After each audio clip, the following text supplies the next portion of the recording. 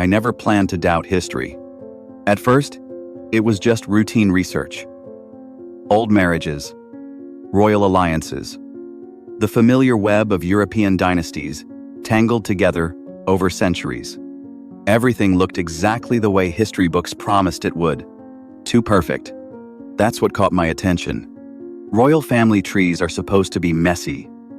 Scandals, disputes, missing heirs, inconvenient relatives quietly erased.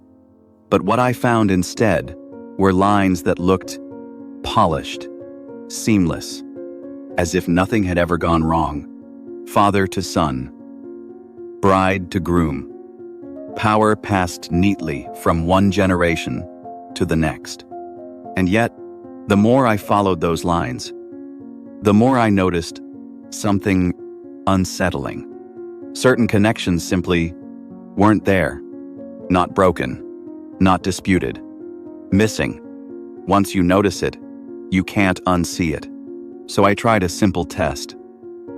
I followed the women, the queens, the duchesses, the brides who married into the most powerful families in Europe. History describes them casually.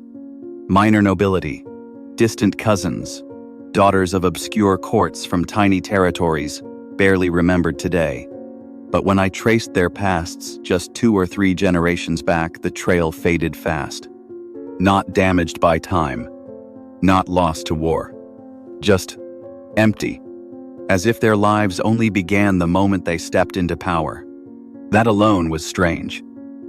But what made it disturbing was this. These marriages were meant to protect bloodlines.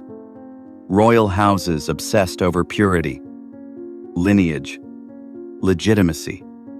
Every drop of blood mattered.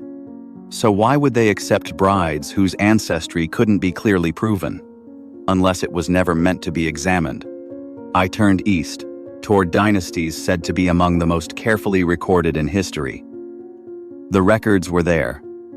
Births, weddings, official declarations. Everything looked solid on the surface. Yet beneath it, transitions felt staged, smooth in a way real history never is. Whispers appeared in academic corners, quiet references buried in footnotes, mentions of ancestry that didn't fit the accepted story. A name echoed faintly, similar to another name rarely spoken aloud. A name maps once used freely. Then I looked west. New royal houses rose suddenly. Families imported from regions that had themselves only recently reorganized. New names, new symbols, new authority granted almost overnight. History calls it coincidence, but coincidence doesn't repeat this cleanly. So I changed direction and studied what these families built. Not what they inherited, but what they constructed after securing power. Palaces across Europe, separated by thousands of miles, shared more than style. They shared measurements, ratios, engineering logic, decorative math. The same architectural language spoken everywhere at once. Different architects, different nations. Same blueprint thinking. And when I tried to trace where this knowledge came from, where these builders learned to design on such a massive, uniform scale, the answers vanished at exactly the same point. Not everywhere, only where it mattered most. Then I turned to maps. Because maps don't explain themselves. They just show what the world believed to be real. Old maps, serious maps used for trade, war, and governance, displayed something enormous across Asia. A vast, labeled territory stretching across continents. Not empty land, not unknown wilderness. Cities were marked. Routes were drawn. Courts were indicated. This wasn't chaos. It was structure. And then, within a few generations, the name disappeared. The land remained, but the identity changed. Borders shifted. New empires absorbed it piece by piece. And the people? No collapse records. No treaties ending an empire. No refugee trails.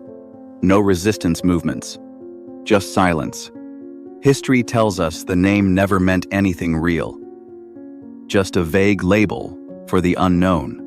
But that explanation asks us to believe that expert mapmakers precise enough to chart coastlines and borders elsewhere suddenly became careless only when labeling the largest territory on Earth. That they marked cities, courts, and boundaries for something that never existed. Does that really make sense?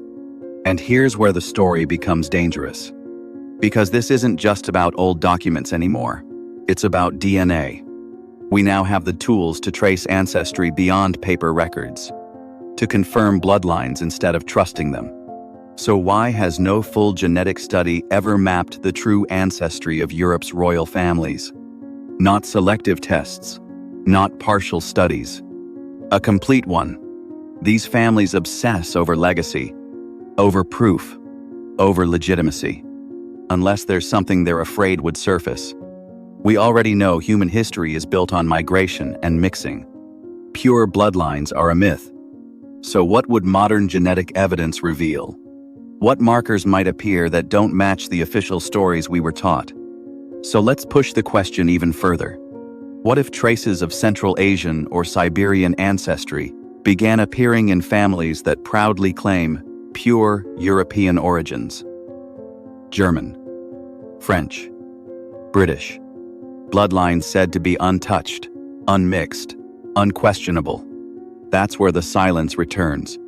Because the same families who eagerly fund studies of their art collections, their palaces, their private archives, show almost no interest in genetic confirmation of their ancestry.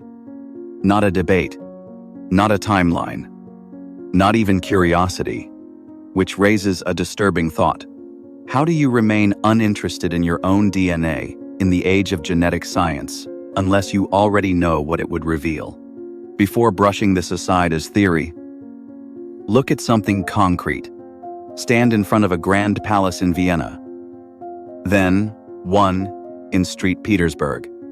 Then, look at the outer structures of the Forbidden City in Beijing. At first glance, history tells you these similarities are coincidence, fashion, influence, taste. But look closer. The proportions match.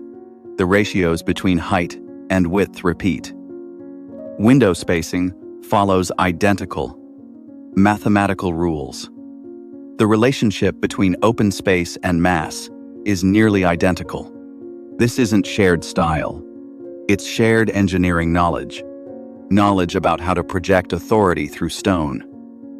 How to design buildings that feel eternal, immovable, dominant. And here's the detail that changes everything. Many of these structures were built or radically expanded within the same narrow slice of time, the early to mid-1700s, the exact moment when old names vanished from maps and new dynasties solidified power.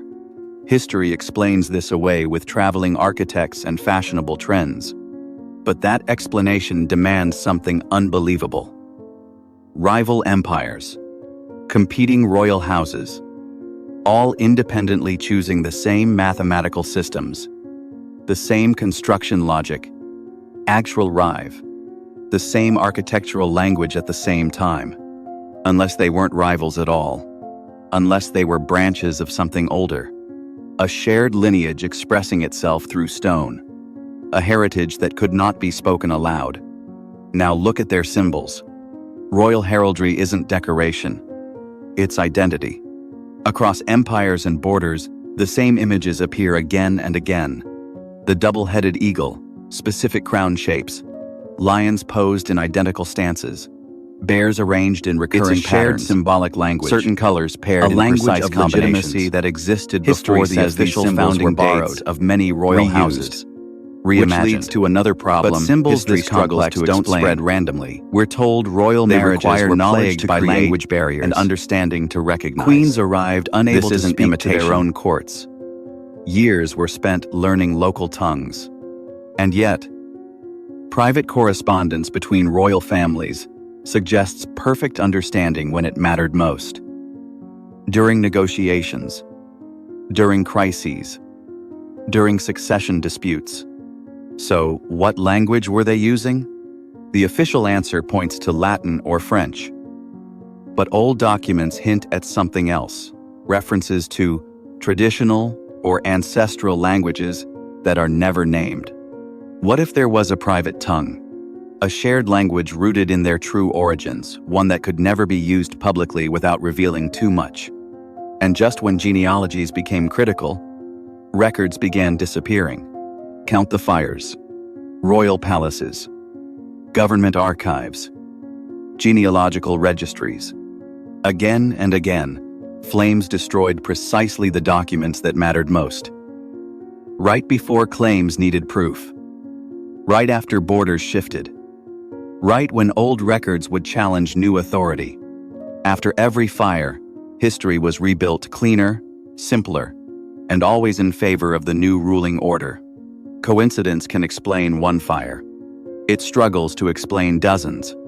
Now we arrive at Siberia. This is where everything converges. On old maps, Siberia isn't empty wilderness. It isn't Russian yet. It's vast, labeled, structured.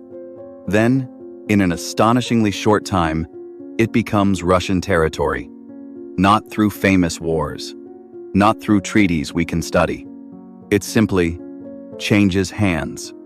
Official history says expansion was easy. Locals were scattered. Resistance was minimal. But early records tell a different story.